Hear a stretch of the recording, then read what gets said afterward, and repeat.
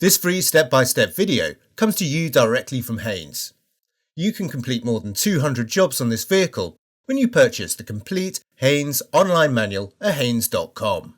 Starter motor renewal.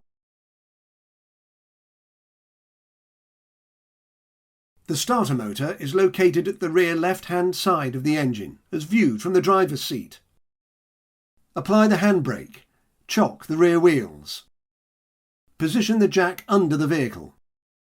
Raise the vehicle using the jack, position axle stands, then lower the vehicle onto the stands. Remove the jack. Remove the retaining screws at the front and rear of the engine under tray and lower the tray. Remove the under tray.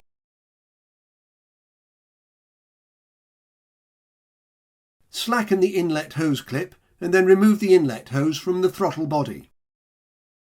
Disconnect the wiring plugs from the throttle body, the boost pressure sensor and the temperature sensor.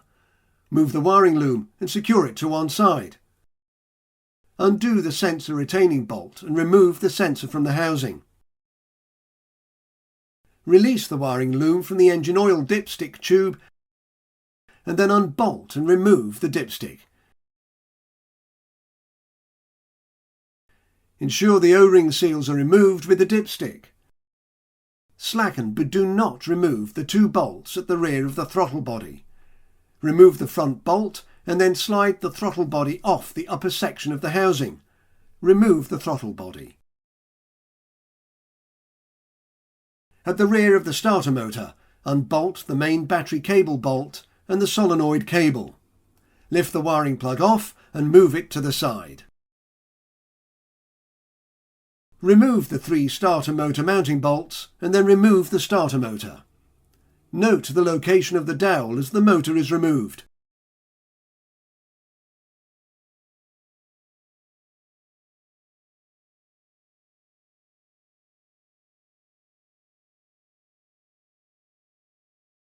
Place the starter motor into position, noting the location of the dowel as it is refitted.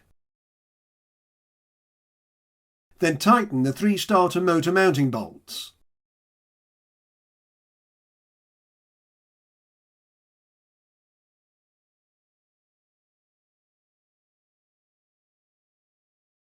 At the rear of the starter motor, reconnect the wiring plug and reattach the main battery cable bolt and the solenoid cable.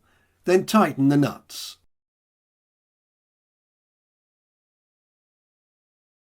Refit the dipstick tube and tighten the screw to secure it in position. Then tighten the dipstick lower mount bolt.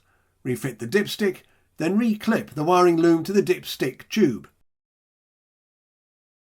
Refit the throttle body, then tighten the body housing bolts.